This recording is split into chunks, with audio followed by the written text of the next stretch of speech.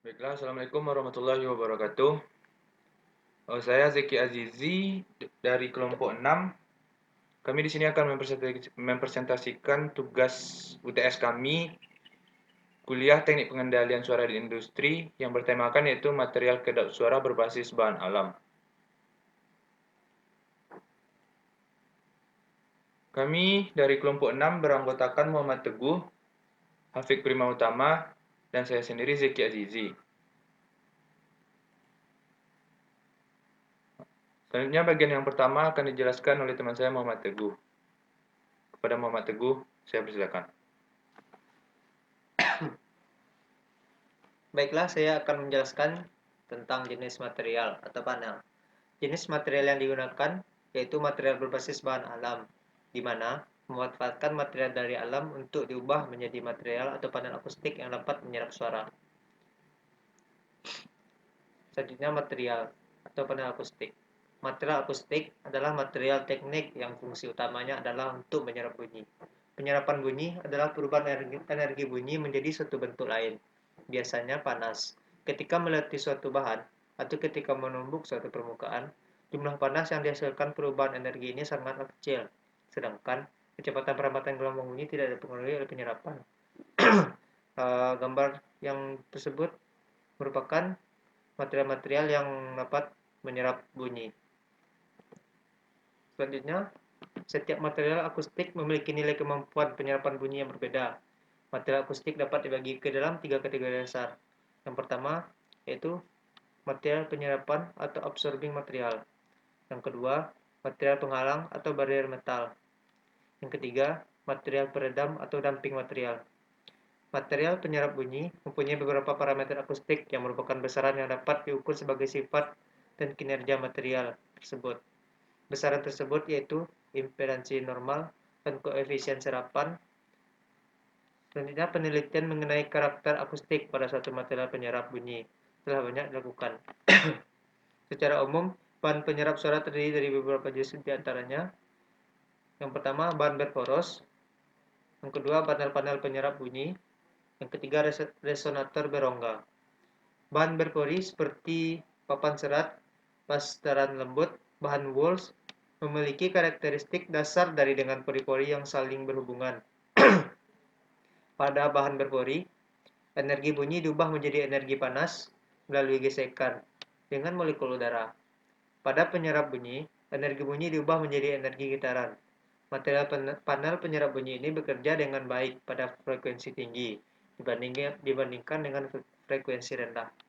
Tetapi efisiensi akustiknya akan membaik pada frekuensi rendah jika bertambah ketebalannya dan bertambahnya jarang udara. Bahan berpori antara lain lantai kayu, glass, wood, rookwood, serta kayu rambut, serta serat kayu, rambut, karpet, kain, dan lain-lain. Panel penyerap bunyi atau selaput merupakan penyerap baik pada frekuensi rendah. Dengan perlakuan yang benar, panel penyerap dapat melakukan penyerapan pada frekuensi sedang dan tinggi. Selanjutnya, resonator berongga. Resonator berongga merupakan penyerap bunyi yang terdiri dari sejumlah udara yang tertutup, yang dibatasi dengan dinding-dinding dan dihubungkan oleh celah sempit. Ke ruangan sekitarnya.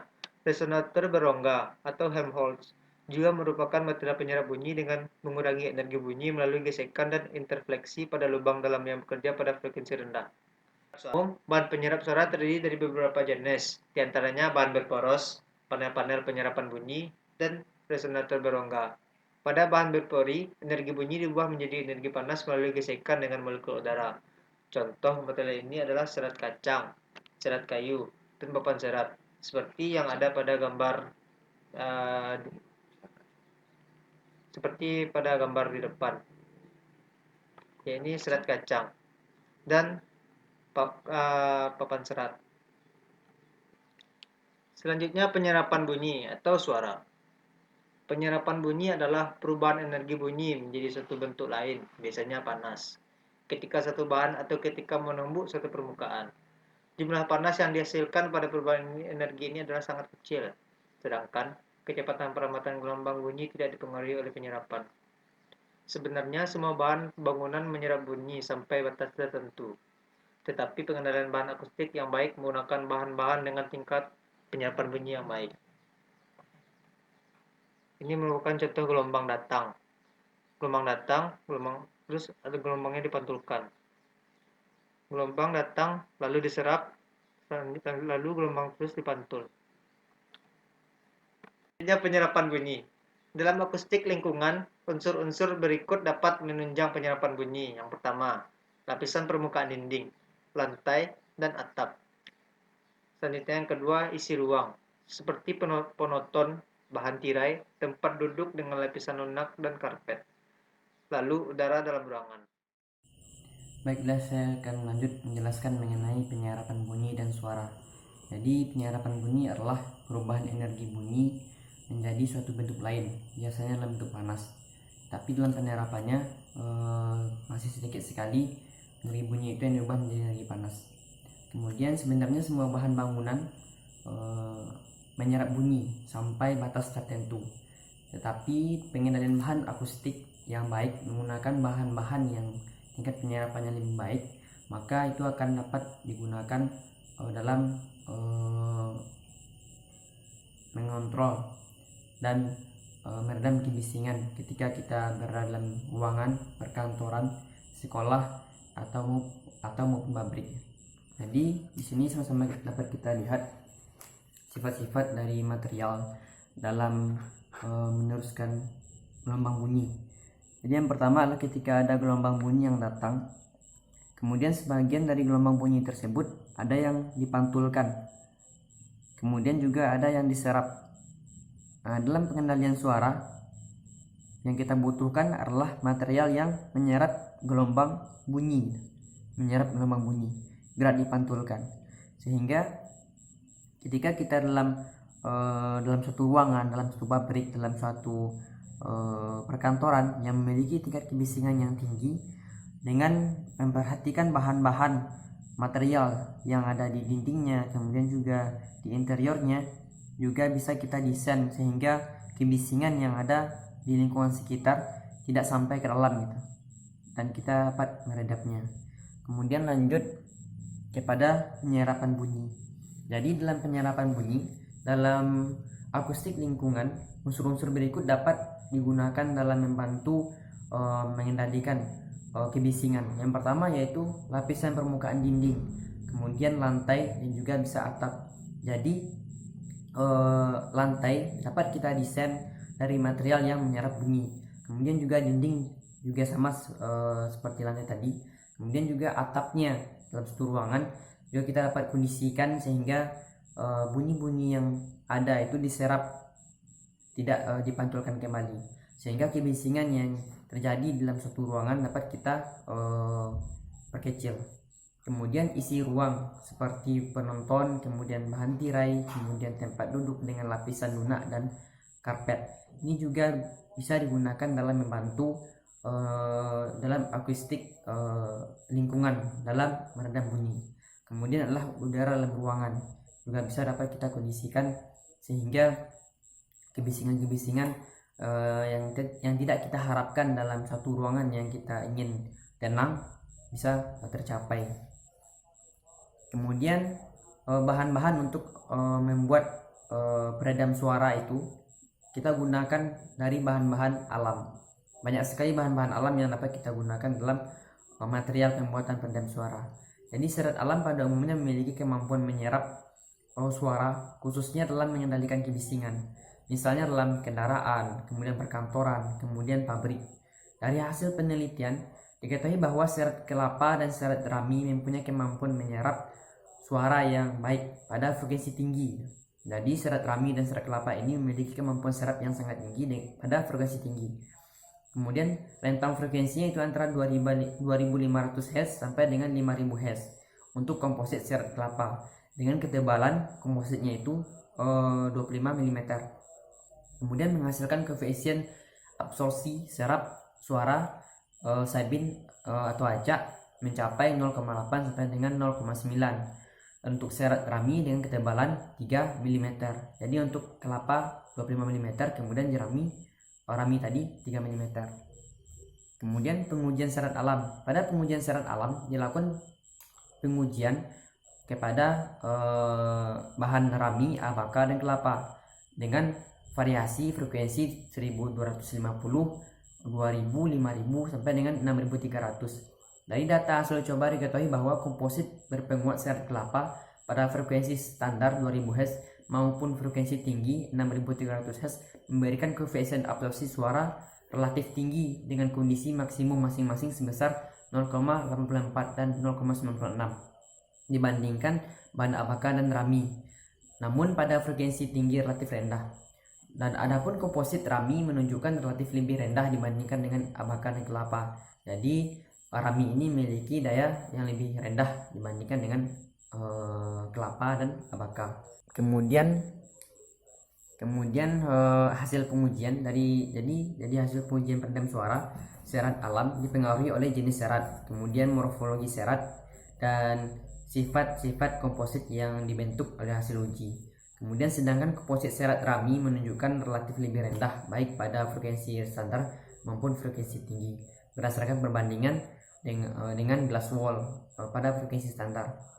Selanjutnya mungkin itu saja yang dapat saya jelaskan mengenai peredam suara dari bahan alam. Jadi intinya adalah bahwa bahan-bahan alam banyak sekali yang dapat kita gunakan sebagai peredam suara. Jadi dengan pengolahan yang baik dapat kita dapatkan syarat yang baik sehingga dalam penerapannya juga maksimal. Dan juga selain itu juga bahan ini ketika dibuang akan ramah lingkungan. Baik, demikian mungkin adalah beraman. Baiklah, setelah mengetahui sifat-sifat dari syarat dari material akustik atau material peredam, jadi bahan alam yang dapat kita gunakan untuk membuat bahan peredam yang pertama yaitu adalah serat alam. Serat alam pada umumnya memiliki kemampuan menyerap suara khususnya dalam mengendalikan kebisingan, misalnya dalam kendaraan, perkantoran, dan pabrik.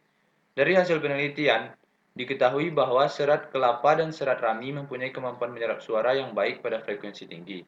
Pada frekuensi 2500 Hz sampai 5000 Hz untuk komposit serat kelapa dengan ketebalan 25 mm, menghasilkan koefisien absorpsi suara mencapai 0,8 sampai 0,9. Dan untuk serat rami untuk ketebalan 3 mm. Jadi koefisien absorpsi ini memiliki nilai antara 0 sampai 1. Nah, ini adalah contoh dari bentuk dari serat alam. Setelah melakukan pengujian, diketahui bahwa komposit berpenguat serat kelapa pada frekuensi standar atau 2000 Hz maupun frekuensi tinggi atau 6300 Hz memberikan koefisien absorpsi suara relatif tinggi dengan kondisi maksimum masing-masing dengan nilai absorpsi sebesar 0,84 dan 0,96 dengan koefisien serap yang cukup besar. Untuk komposit serat abaka memberikan koefisien serap cukup tinggi pada frekuensi standar sekitar 1250 Hz yaitu 0,82. Namun pada frekuensi tinggi serat abaka ini hanya menyerap sedikit atau relatif rendah. Adapun komposit rami menunjukkan nilai penyerapan relatif lebih rendah dibandingkan serat abaka dan serat kelapa, baik pada frekuensi standar maupun pada frekuensi tinggi. Jadi hasil pengujian itu dapat dilihat pada grafik berikut, di mana yang warna hitam adalah serat rami, warna abu-abu menengah adalah serat abaka, dan warna abu-abu yang terang adalah serat kelapa. Nah, hasil uji peredam suara serat alam dipengaruhi oleh jenis serat, morfologi serat, dan sifat-sifat fisik komposit yang dibentuk. Hasil uji menunjukkan bahwa komposit serat kelapa pada frekuensi standar maupun tinggi memberikan koefisien absorpsi suara paling tinggi. Untuk komposit serat abaka memberikan nilai absorpsi cukup tinggi pada frekuensi standar, namun pada frekuensi tinggi relatif rendah. Sedangkan komposit serat rami menunjukkan nilai penyerapan relatif rendah baik pada frekuensi standar maupun frekuensi tinggi. Berdasarkan pembandingan nilai A tersebut, Glasswell pada perbandingan dengan nilai A atau frekuensi penyerapan pada Glasswell pada frekuensi standar, maka komposit serat kelapa dan abaka menunjukkan nilai yang lebih tinggi, sedangkan komposit rami masih mendekati nilai koefisien serap dari Glasswell. Nah, tadi kan udah ada seratnya, jadi ini adalah bentuk serat alam yang telah diolah yang akan dipakai untuk menyerap suara. Nah, selanjutnya yaitu pelepah pisang. Pisang atau Musa paradisaca banyak terdapat di Indonesia. Jadi, serat-serat pisang ini sebelumnya hanya dimanfaatkan untuk kerajinan. Padahal, serat pisang ini memiliki pori-pori berongga yang syarat-syarat tersebut memenuhi syarat untuk menjadi material peredam. Jadi, serat yang didapat dari pelepah pisang adalah serat yang sangat kuat. Pelepah pisang juga memiliki jaringan selular dengan pori-pori yang saling berhubungan. Serta apabila telah dikeringkan menjadi padat sehingga menjadi suatu bahan yang memiliki daya serap yang cukup bagus.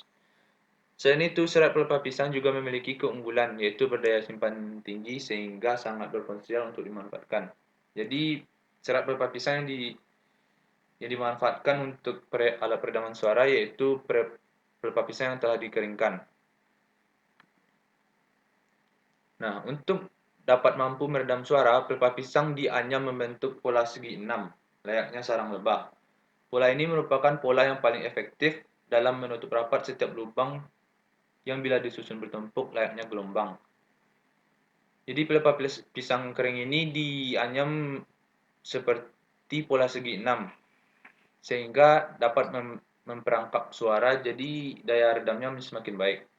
Berdasarkan hasil penelitian, pelepah pisang setebal 2 cm yang dibawa Maharani mampu meredam suara berfrekuensi 200 Hz hingga 63%. Frekuensi ini tergolong frekuensi rendah atau frekuensi bass. Kemampuan meredam suara dari pelepah pisang belum meliputi seluruh frekuensi suara.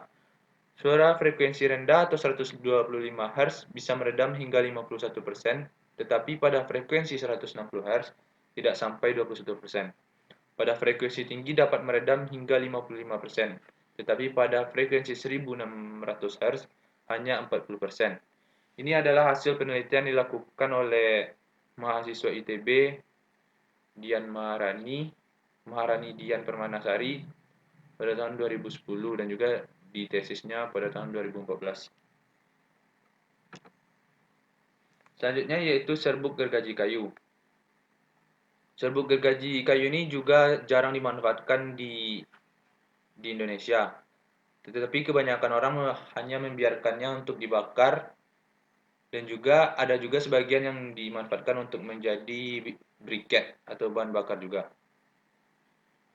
Serbuk gergaji kayu ini diawali dengan pembentukan komposit, yakni perpaduan serbuk gergaji dengan gipsum dengan aditif fenol formaldehyde. Kajian literatur menunjukkan gipsum adalah bahan yang memiliki sifat pereduksi dan penyerapan bunyi yang baik. Serbuk gergaji yang berasal dari kayu aksana memiliki sifat penyerap bunyi yang baik.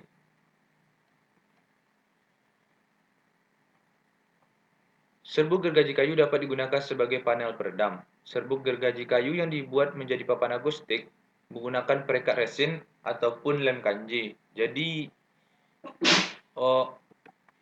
bagian aditif fenoformaldehyde dapat diganti dengan resin ataupun lem kanji, sehingga memiliki tekstur berpori yang dapat menyerap suara atau kebisingan. Jadi, serbuk gergaji kayu yang serbuknya tadi dicampurkan dengan lem kanji dan dikeringkan. Nah, jadi dapat dilihat pada gambar ini adalah hasil dari pembuatan papan partikel serbuk gergaji tersebut. Pembuatan material akustik dari serbuk gergaji kayu ini dibuat dengan cara mencampurkan serbuk gergaji halus dengan lem kanji atau resin dengan perbandingan 1:1. Setelah itu dikeringkan dan membentuk papan partikel akustik. Nah, seperti gambar ini. Baiklah, berdasarkan hasil pengujian, dari hasil penelitian pada pemanfaatan limbah serbuk gergaji kayu sebagai substitusi campuran bata ringan kedap suara, Didapatkan data bahwa nilai koefisien serat bunyi tertinggi adalah 0,68 pada frekuensi 1000 Hz dengan variasi serbuk gergaji 30%. Cepat rambat gelombang bunyi terbesar yaitu 2495,2 meter per second pada frekuensi 4000 Hz dengan variasi serbuk gergajinya 30% juga. Dari penelitian ini dapat disimpulkan bahwa penambahan serbuk gergaji kayu dapat mempengaruhi bertambahnya nilai serat semakin baik. Jadi, serbuk gergaji ini dapat mempengaruhi suatu material sehingga material tersebut dapat menyerap lebih banyak kebisingan. Jadi, jadi material yang akustik. Nah, jadi kesimpulannya dari keseluruhan, bahan alami dari alam memiliki potensi untuk dibuat menjadi material atau panel akustik atau kedap suara yang dapat meredam suara atau kebisingan. Penggunaan bahan alam sebagai material peredam merupakan upaya penanggulangan pencemaran lingkungan yang dapat mengurangi limbah. Selanjutnya, bahan alam yang dapat digunakan untuk meredam suara adalah serat alam, serat rami, serat atau sabut kelapa, serat abaka, pelepah pisang, dan serbuk gergaji kayu. Sekian presentasi dari kelompok 6. Terima kasih atas perhatiannya. Assalamualaikum warahmatullahi wabarakatuh.